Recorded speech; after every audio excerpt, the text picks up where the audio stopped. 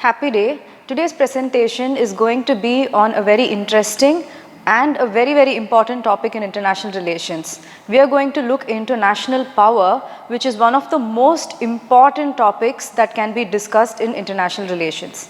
So let's see what national power is. So national power in international relations is basically the struggle amongst nations to attain the power required to achieve the goals or in specific national interest of a country. What we have to understand is that every nation has something known as a set of goals or national interest towards which each country keeps working, which will elevate their status in the international arena. So through achieving this national power, nations are able to achieve this national interest. Another very interesting area that we have to discuss is since due to the lack of sovereign organization or an international organization to maintain the power balance or to maintain the law and order in the international order, we are required, each nation is required to achieve a power status in order to protect themselves and to safeguard their national interest. So now we look into the meaning of national power.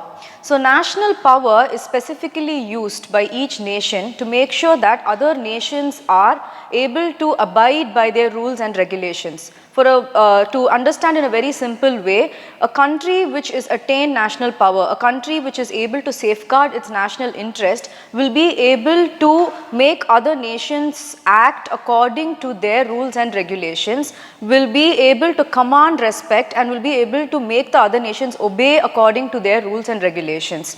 A country which lacks national power or where the power is not very stable, the sovereignty is questioned, then its obedience in the international arena attained by other nations becomes a huge question mark. So national power is very important for a country to make sure that all the other nations behave according to the rules and regulations, behave according to the requirement of that particular country. So next we look into the nature of national power. So the first and foremost concept that we have to understand is that force, influence is very different from power. Power could be of different types. It is not specific to military power. When we talk about national power, we immediately associate it with wars and usage of manpower. But force and influence is different. National power can be of different types. So that is the first important aspect that we have to understand. Next is national power is both means as well as ends. We use national power to attain our national interest. At the same time, we keep accumulating, we keep working towards national interest to maintain that national power. So it is both a means as well as an end. Next, national power is an ability to secure national interests. It is dynamic in nature. This is something that we have to understand. National power keeps changing from one period to the other. It keeps changing from nation to nation also. It doesn't mean that once we attain a national interest, the country becomes self-sufficient or the country stops in expecting elevation of power. As we accumulate national power, as we keep achieving our national interest, the expectation of each nation keeps increasing. At the same time, it is dynamic in nature. When we are able to achieve our national power, when we are able to elevate our power status in the world, another country is equally working towards elevating their power. So it is always in a flux. When another country elevates its power, we automatically go down, which makes us, it requires us to work towards it even more. Next is there's a difference between actual power and potential power. Actual power of a nation is what we already have, what is already present in the nation, but potential power could be different. A nation could have the potential to command other countries, and that is also very important when we view this in the international arena. Maybe today they do not possess that command, but at any point of time they might have the potential to command that power. A very simple example that can be given is that the development of the Middle Eastern countries. It is only because of the presence of crude oil or the oil presence there that that area had the potential to command respect and command power status today. Next is national power is backed by sanctions. So each and every nation in the international arena will have to work towards their national power. At the same time, they have to keep in mind that they cannot do anything, or they cannot do unwanted or unwarranted activities to accumulate that power. They are always backed by sanctions. So each and every action that we take forward or we do will always be backed by sanctions, and we are answerable to the international world order. Kinds of forms of national power. First is military power, second is economic power, and third is psychological power. So military power is self-explanatory. Each country has a military, each country will have an armed force, a navy, an air force, and then you have your internal defense forces that work. So that is very important for a country. A country without a military power lacks a huge quantifiable amount of power. Next is your economic power. Again, economics plays a very, very important role in the power status of a country. If you take in Asia today, China's power status has elevated to a great extent in a short period of time due to its economic standardization. The third one, psychological power, also is very, very important. How the countries view each and every nation is also very important in where a nation stands in the power play.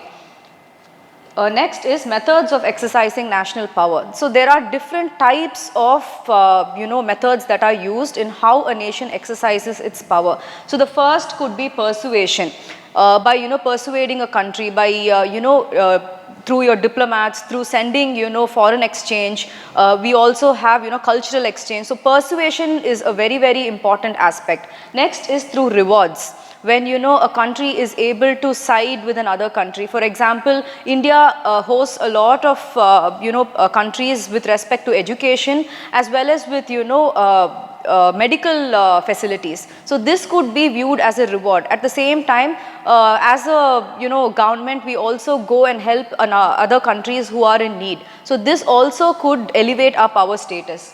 Next is punishment.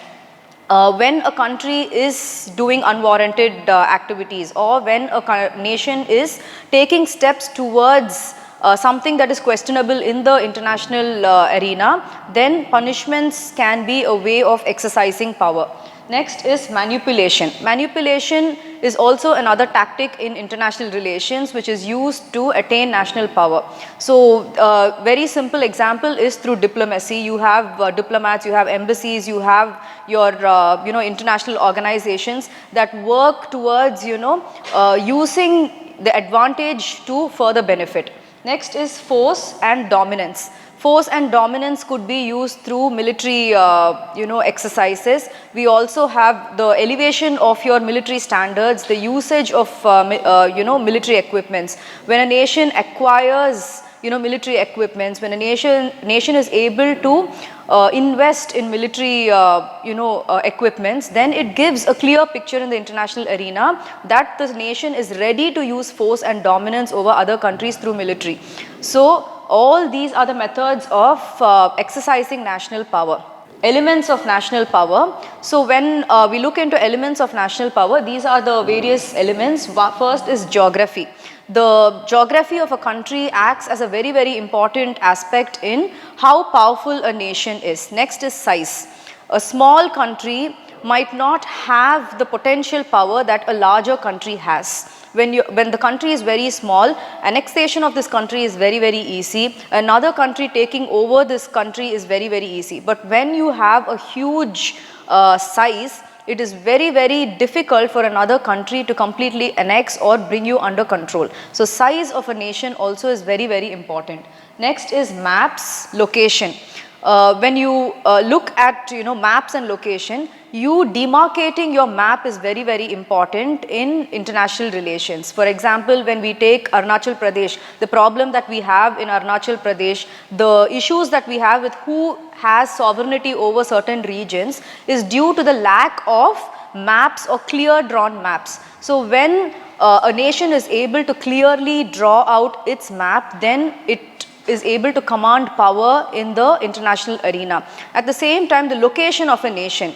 where you are situated in the map is very important. For example, India being surrounded by water on 3 sides acts as a huge elevation in terms of security. At the same time, us having the Mount Everest towards the north also acts as a huge natural barrier when in times of war, and it has also been proven in our past wars.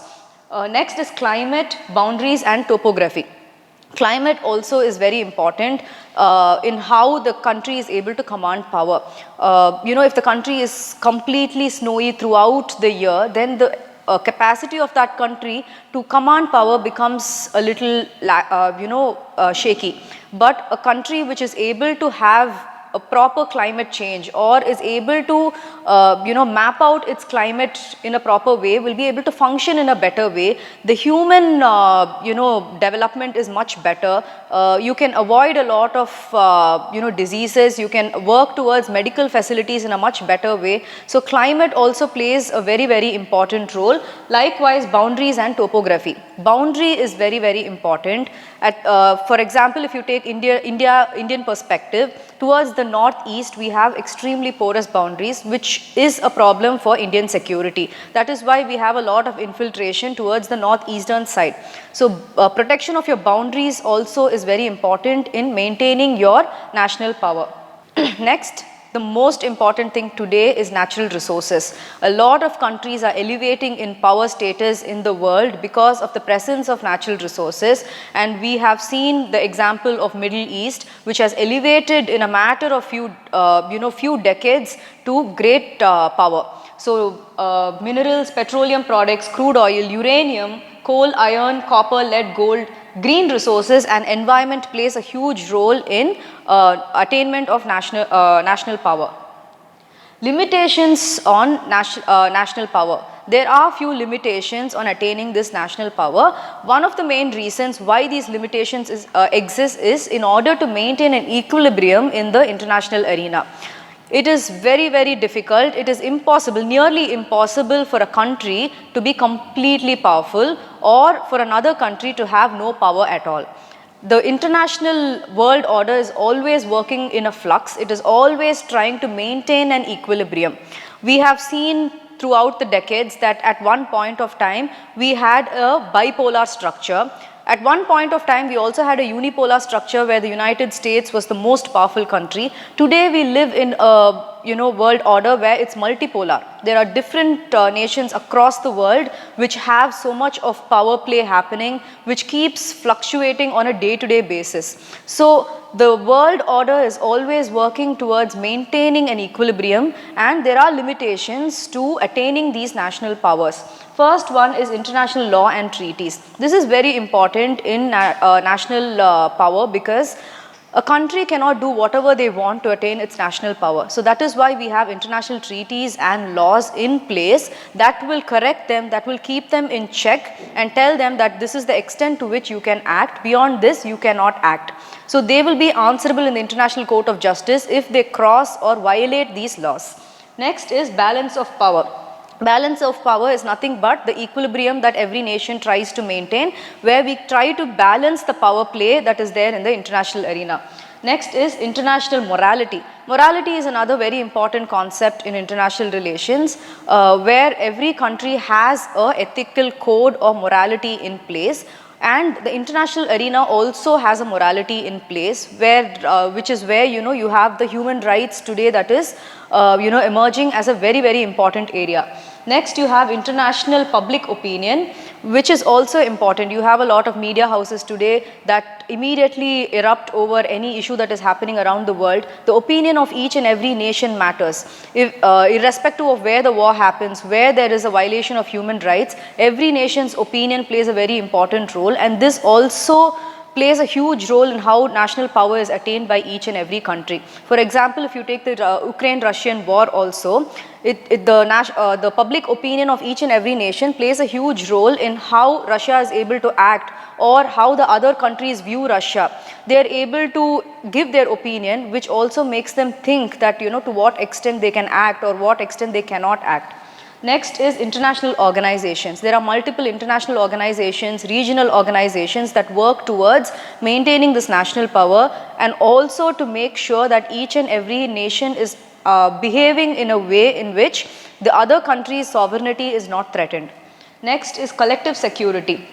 Collective security is another important concept in international relations, which also works towards, national power. Next is disarmament and arms control.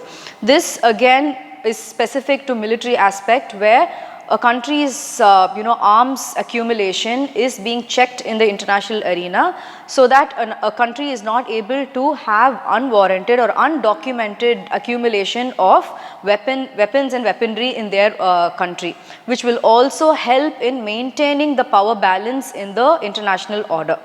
So these are the various limitations of national power. I'm sure you have gotten a full conceptual idea on the national power, what is the meaning of national power, what are the various types of national power that exist, what is the nature of national power, and also what are the various limitations that exist for national power. Thank you.